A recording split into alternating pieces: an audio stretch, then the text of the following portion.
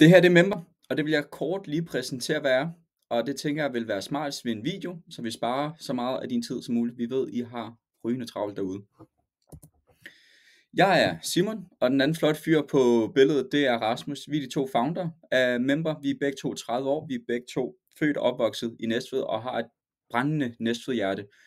Og derfor er vi kommet frem til den her idé, som vi har været så heldige, at både Næstved City og Næstved Erhverv også bakker op om, og synes er en god idé. Så vi håber selvfølgelig, at I vil synes det samme. Vores vision, det er at styrke lokale forretninger med et enkelt, effektivt og prisvenligt digitalt loyalitetssystem, der skaber synlige resultater og værdi, både for jer som forretning og for kunden. Vi vil udligne forskellen til de store kæder og sikre, at bymidter fortsat i fremtiden rummer passionerede nichebutikker og forretninger, der har både personlighed, charme og en nærværende service. Til sommer, der er vores app klar, og der håber vi, at du vil være med til et pilotprojekt, vi laver her i Næstved. Pilotprojekt betyder, at det er første gang, vi lancerer appen. Det vil sige, at det er en testperiode. Det vil også sige, at det er helt gratis for dig at være med. Vi går på at have så mange forretninger i Næstved, hvor det her det er relevant til at have med fra start af, så vi kan komme godt fra start. Vi kommer til at lægge en hel masse krudt, energi og penge i at få en hel masse brugere ind, så det vil være en fornøjelse at have dig med på det her pilotprojekt. Vi tænker, at det strækker sig over en 2 måneder, hvor det forhåbentlig når at skabe den her værdi. Hvem er vi for? Jamen i princippet så er vi jo for alle, som har med kunder og gæster at gøre, som har ønsket om at skabe en høj loyalitet og skabe en højere retention blandt de kunder og gæster, man har. Og så er vi særligt for dig, som har flere kunder i løbet af dagen, ligger i en midtby eller et lokalområde og kan sælge til den samme kunde flere gange. Loyalitet er måske blevet lidt usekset, og noget de fleste forbinder med et klippekort eller andet old school. Og det er måske fordi det er blevet lidt mere kompliceret. Store globale kæder som John med Juice, McDonald's, Browser, de har alle sammen et velfungerende loyalitetsprogram, som de har pakket ind i deres egen app med pointsystem og vouchers og alt muligt. Og det er der den simple årsag til, at loyalitet det virker. Det viser alle store studier, og det viser alle store undersøgelser. Så derfor vil vi gerne komme med vores bud på, hvorfor du skal overveje Member, og vi vil gerne prøve at slå ned på 2 ting, som du måske gør i forvejen, hvor Member kan være en løsning. Pointbelønning, det bygger altså loyalitet og følelsen af at få mere, uden du behøver at sænke dine priser. De her udfordringer, der er ved klassiske rabatter, det er, at det lærer kunderne at vente på, at prisen er lavere, og derfor sænker det produktets opfattelse af, hvilken værdi det har. Så er de her rabatkunder, som sjældent er loyale og jagter blot det bedste tilbud. Og så er der rabatter, giver ikke rigtig nogen differentiering eller gør noget, og det er sådan lidt, alle kan give 10%, og det gør hverken til eller fra. Hvorimod fordelene ved en pointshop og pointoptjening, som er det vi mener er fremtidens svar på et stærkt effektivt loyalitetsprogram, det er, at det motiverer til gentagende køb, og det giver den her ejerskabsfornemmelse, og man skal samle nogle point op, så man kan få et eller andet gratis. Og derfor så bliver belønningerne opfattet som gratis værdi, og det skaber en positiv følelse af kunden, hos kunden.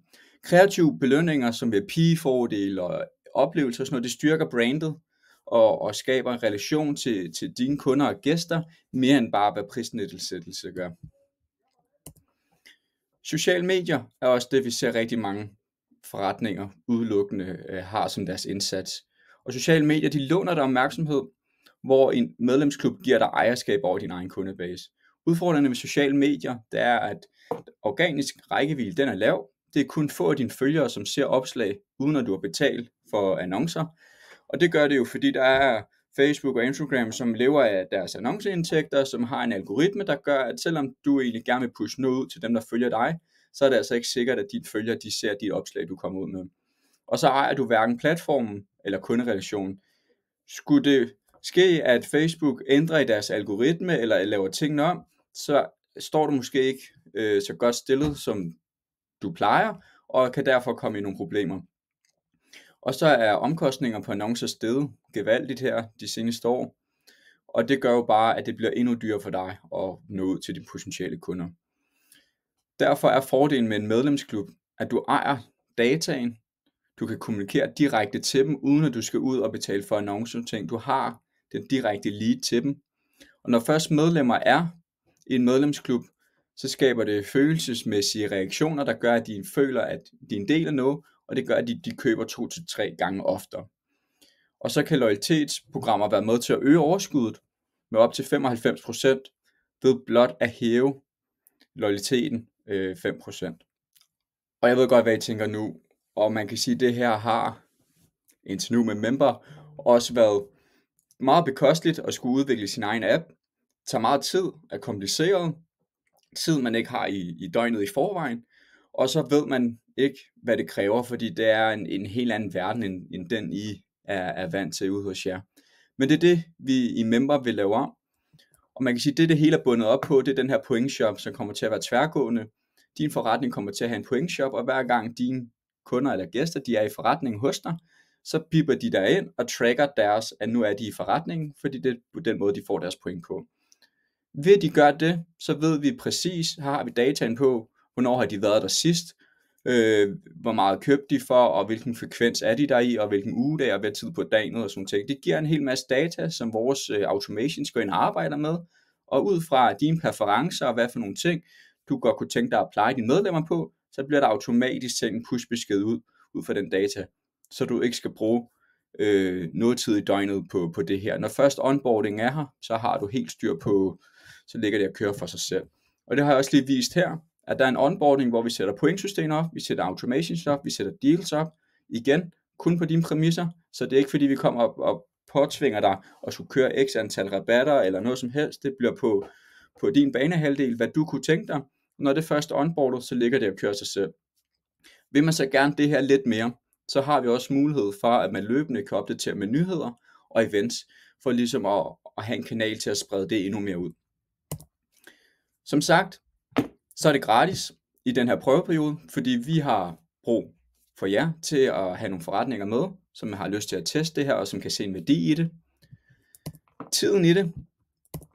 Vi tror, at det tager 1 til 2 timer at signe jer op, og så er I sådan set good to go.